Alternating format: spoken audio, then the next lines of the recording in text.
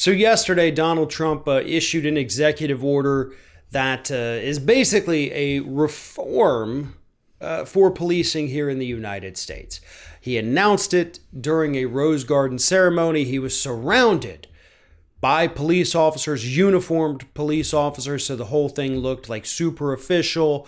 The police were behind him, so he looked like he had the support of the police on this measure. The entire thing was for show. Let's start off by just saying that this was absolutely a performance by somebody who's not very good at these type of things. And what this executive order does, is essentially nothing. This executive order is not going to do anything to help the problems that we have with policing in the United States today. But the reason Trump did it, and I'll get into some of the specifics in a moment, but I do have to say this first. The reason this is even happening is because Trump understands things in this country for him are a little bit out of control. He sees that he is underwater in the handling of the protests. Most people agree with what the protesters are saying, so the polls are against him there because he has been with police since day one, not with the protesters. And so he has to do something to make it seem like he is addressing the situation and siding with the protesters. But what he did, what this executive order did, is protect police. He even ended his little speech, which went for almost 40 minutes there in the Rose Garden, by saying, "We're for law and order, the public wants law and order, and we're going to give it to you." So he even ended it by taking another jab at the protesters, at the people demanding reform of the police in the United States. He took another shot at them. So yeah, I'm sure that's going to go over really well with this. But here is what, and I'm just going to read this word for word from Washington Post here. The text of Trump's order stipulated that Attorney General William Barr will be charged with leveraging federal grant funding to encourage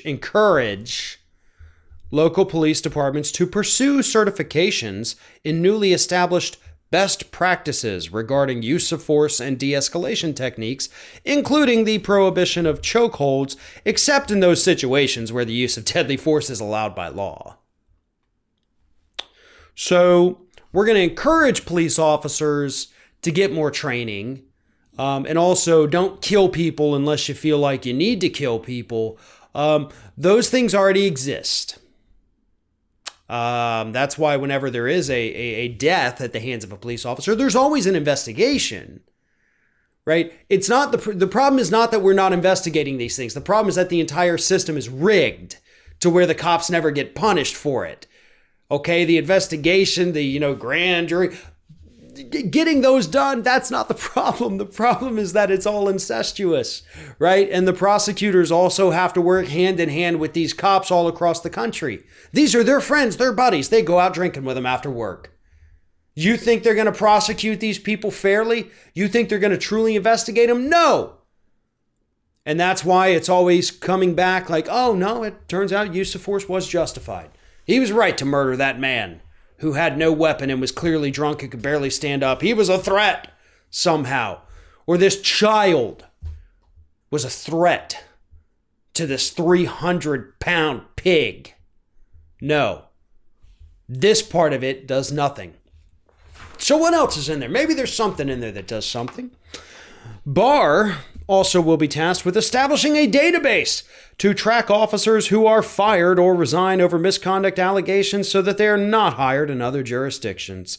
This executive action also calls for the federal government to support efforts to train police officers in handling encounters with those suffering from mental health issues, homelessness, and addiction, including the development of co-responder programs that would pair local police with social workers. Police need to be taken out of that equation completely. That doesn't go far enough. The police don't need to be there. Absolutely 100%. You do not need to confront somebody like that with somebody standing there with a gun, a taser, pepper spray, whatever it is, all of it usually, and a baton. No, not okay. And all of these training programs that they're talking about are voluntary. Not even mandatory. So 21 weeks and you can be a cop here in the United States. Most other countries, the countries where you're not seeing thousands, literally thousands of people dying at the hands of police officers every day, like we have here in the United States, you have to train for years before you can be a cop. And then after you've been a cop for a couple years, then you're allowed to actually drive a vehicle. And if you pass all the training, you might be allowed to carry a gun. Do you see how other countries do it? And they don't have the problems we have. They don't have the mass shootings. They don't have the police shootings. They don't have a lot of the issues we have here. And I know conservatives right now are typing out on their keyboards, but they have knife stabbings all the time. Not nearly as much as we have mass shootings. And you've never seen somebody go on a stabbing spree and kill 50, 60 people. Here's the thing. This is window dressing. This is absolute garbage in this executive order. But the reason he did it, again, the public needs to see him do something about the problem. And he thinks this is it.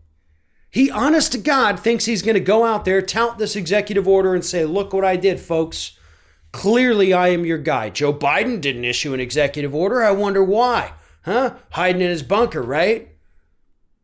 I promise you, that talking point is coming. As ridiculous as it sounds coming from me here, I can promise you he will say it. And I know that because he already has.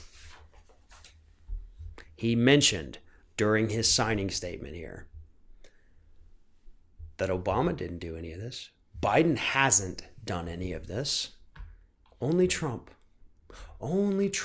can right all the wrongs of this country. No. Trump put window dressing on it. Window dressing that's going to fall apart pretty damn quick.